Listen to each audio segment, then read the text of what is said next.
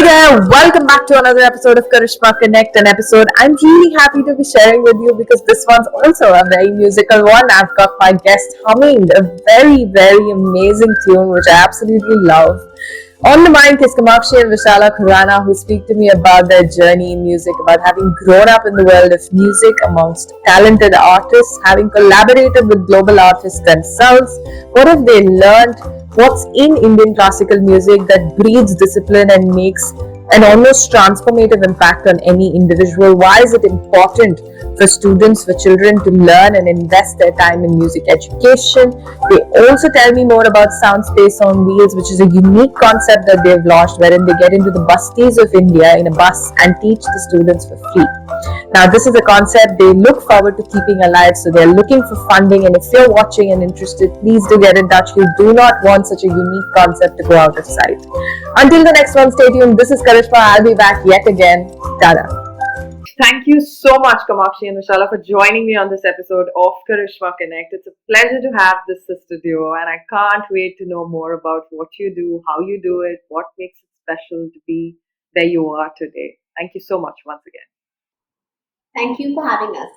Most welcome. Now, the first question is exactly what I just told you. Tell me about that journey so far. How did you all start? Where do you come from? How did you arrive where you are at today? We grew up in a musical family. Our father is a musician, and we had every day of our life was infused with music. So whether we were doing it at the breakfast table, or we were learning the times table, or whatever we did in our lives was musical. And we grew up like that, and it made the home environment and our lives very fun. And then we found that during COVID, when a lot of people were struggling with mental health, with all kinds of issues, we found that we were very lucky to have this music in our lives, uh, and that kind of strengthened our goal, because our goal has been for the longest time. The Sound Space is now, I think, 13 or 14 years old. Has been that music should be a part of every person's life, no matter where they come from or how old they are, or what they want to do in life. We're not out here trying to make musicians out of everyone, but we're out here trying to make music a deep, integral part of people's lives. I think a very important part is when at the time we were told to join so and so reality show, and then that reality show, and then become these very happening pop stars at that time, which is when we actually kind of thought, when we sort of visioned that this is a short-lived thing. What is it that we can really do with our music that can actually have an impact on the future generations, or even on the current generations? How can we take this, because our family is extremely strong in its value systems and education. All these things have been very important for us. So we decided to use our music to be able to really reach out to as many people as possible.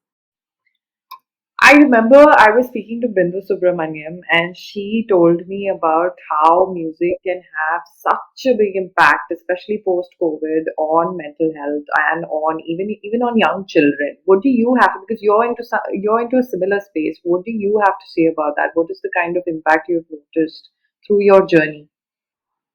I mean, Vishara has a lovely story to tell. I think you should tell your story. I'm a bit of a skeptic. I've always been.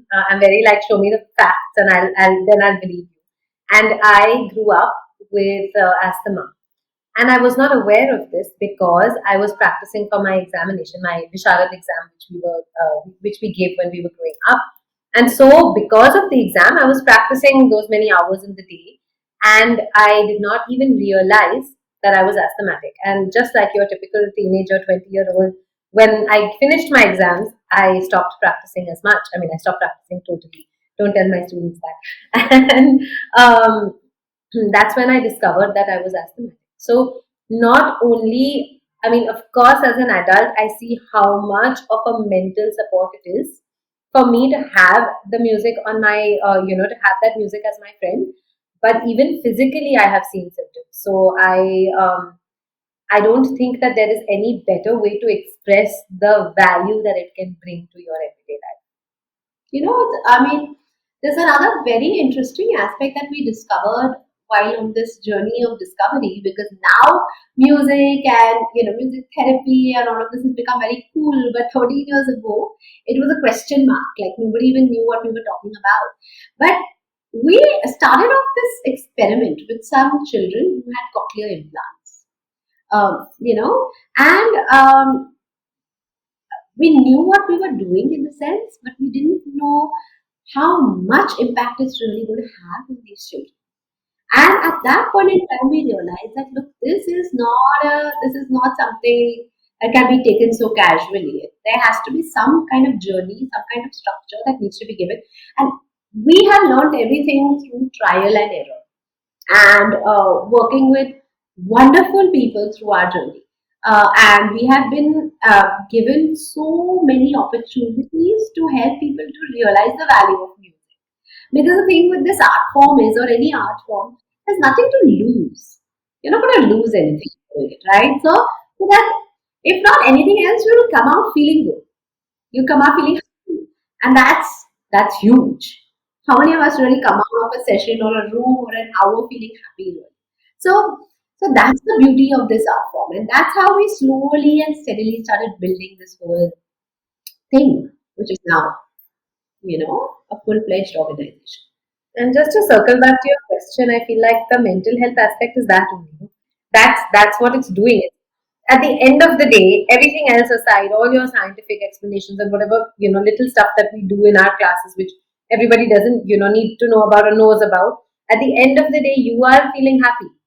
So, I mean, that's how it's benefiting you. You think about it, a lay person, somebody who has no idea about music, closes their eyes and thinks about the sound of a beach, the waves, the wind, and then cut to close your eyes, think about the sound of a very crowded railway station.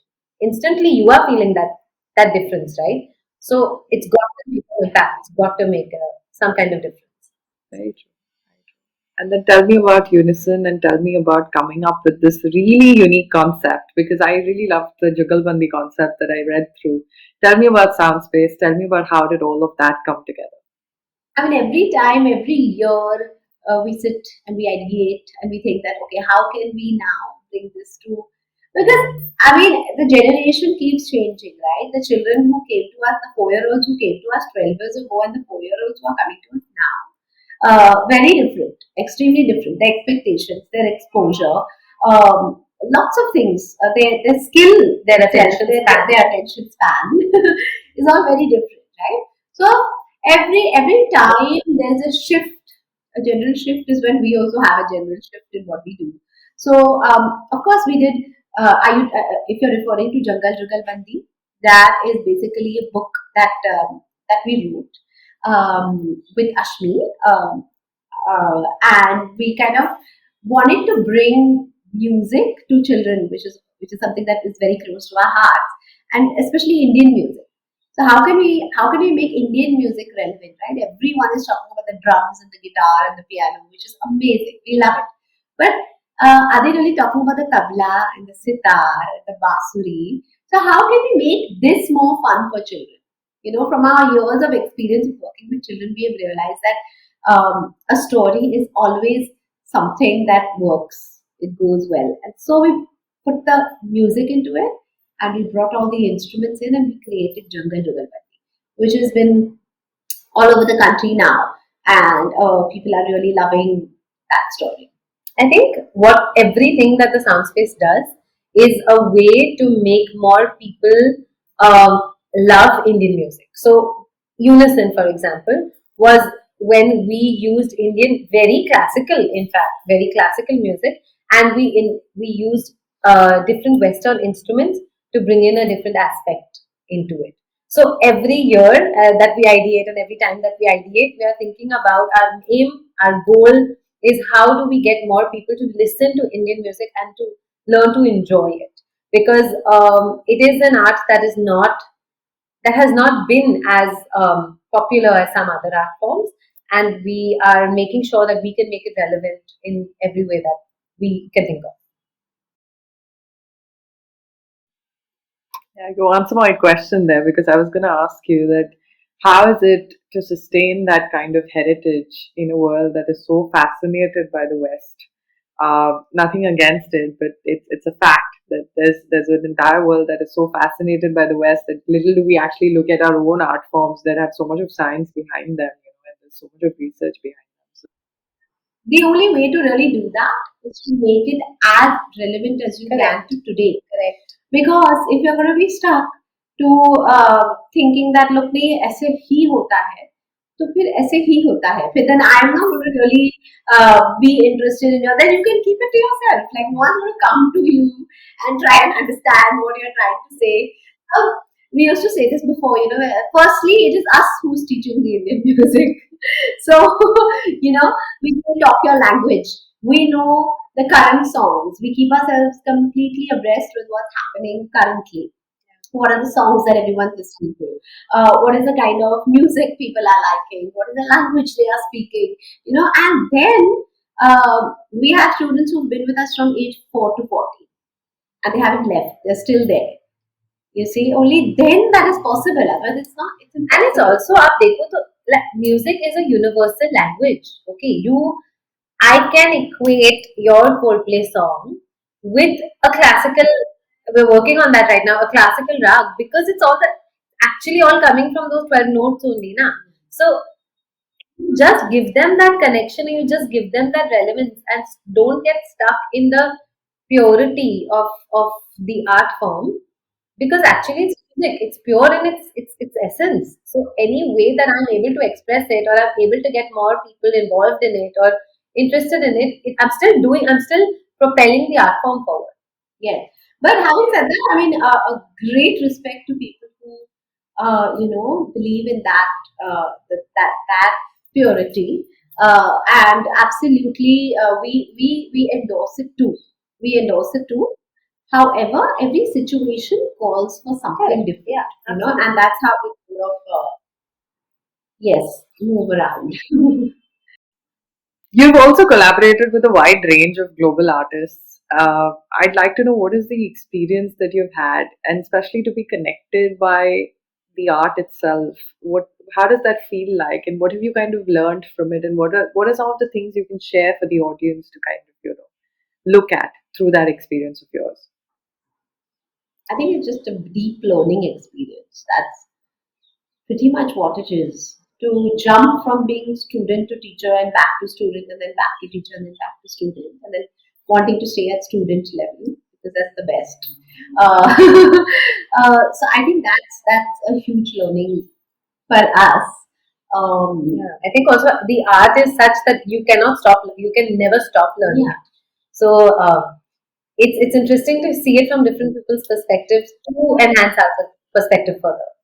It's also very nice to have like like something to refer to or something to go back to every time you want to check something or or know that you're on the right path or your path needs correction. So all these people serve as gurus, as teachers, who can sort of direct you in a certain way. Is there something you've noticed about their routines and the way they are dedicated to their craft itself that you can share with me? Riyaz, practice. I think that is something that we tend to lose out on in today's day and age. There's no time to sit down and dedicatedly practice. And these people, all the greats that we have worked with, you see their focus and their time, and they will not give up on their practice hours no matter what. They are also the kind of people who are very happy to evolve with time and to teach. I think it's so wonderful that there's so much um, genius out there and they're so willing to give it. That is, we've come across only those kind of people actually that we have worked with. It's just giving people. I'm going to lighten up the mood a little bit and ask you, can you sing a couple of lines for me, please? Because I can't have you on the podcast and not singing, so please. Okay, should we sing the song we were singing just now, like 10 minutes ago? आँखों को तेरी आदत है जो दिखे ना तो यही शिकायत है बिच्छू बिच्छू लिए है तूने मुझको दिए प्यार के ये तराने जा दिया ये जो अब हो रहा है कुछ अजब हो रहा क्या यही प्यार का है एहसास सौ आसमानों को और दो जहानों को छोड़ के आई तेरे पास सौ आसमानों को और दो जहानों को छोड़ के आई तेरे पास Lovely. Thank you so much. That is so beautiful. It's a favorite song of mine as well. Tell me, I know I'm asking a very practical question, but I want to ask you to reach the place that you did, because you sang beautifully, and I'm sure that comes with a lot of practice, a lot of, like you rightfully said, practice is what makes the man perfect. And but what on a daily basis goes into coming to a point where you can actually do what you just did? What's your typical day routine like? art form, the Indian classical music art form, in its very core sense is discipline. Yes. It teaches you discipline. And while you can have a good time, I listen to all kinds of music. There is that sense of responsibility and discipline that comes with learning an art form like this. Absolutely. And I think that being a part of your everyday life is then you're good. It is a must for the younger generation to take up an art form because it brings discipline into your life, and that's what changes your whole perspective towards life. It's about loving it from your heart and being passionate about it. If you think about it, which I tell my students that way, if I'm telling you something sometimes, and my Guruji used to say, first you just listen to me blindly.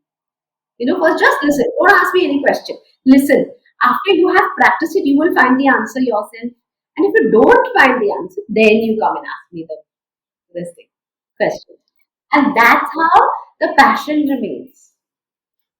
What I want to ask you is, there's so many mediums today, right? Like you rightfully said, there's dime a dozen people. There's your TikToks, there's your Snapchats, there's your Instagrams, and I'm pretty sure there's some of them that I don't even know about.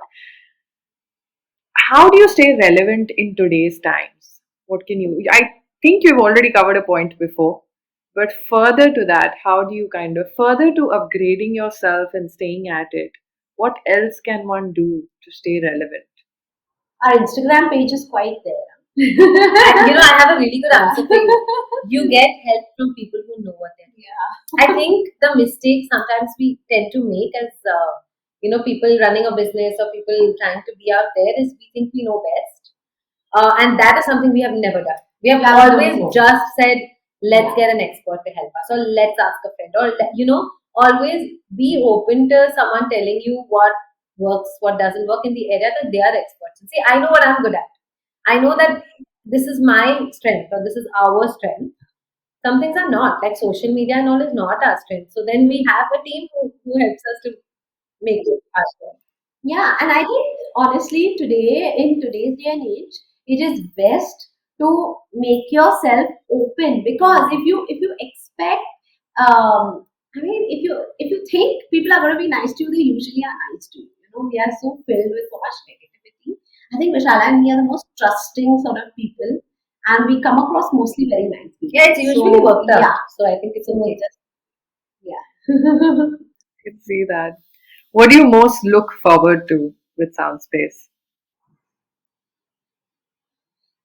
uh, We want to go global. yes, And we're working definitely. on that desperately. We're working very hard. We want to be everywhere because we know what we have to offer is good. Yeah. We're good at what we do. So We're also looking at, honest, to be very honest, we're looking at raising money for our trust. And we have the Soundspace on Wheels program that we're very excited about. And it's doing really very well. And we just heard the children sing today. And honestly, it was just beautiful to see. Just this bus goes around to all the busties over here in this area and teaches music to the children. And it's horribly sad, but we're struggling with funding. And we might have to shut it down, which we don't want to do. So yeah, so it's really, because we don't, we need to raise money for the projects. So I think these are the two things that we're really working towards and looking forward. Have you had any sort of through Sound Space on Wheels? Have you had any use case, a case study as such that you have seen wherein somebody has learned and kind of grown? Thank you so much for speaking to me. It's been a pleasure to host you, and I'm really excited to be sharing this episode. Thank you, and all the very best. I really hope you get that funding and it doesn't go out of. Thanks so much. Thank you. It was a really fun conversation. Yes.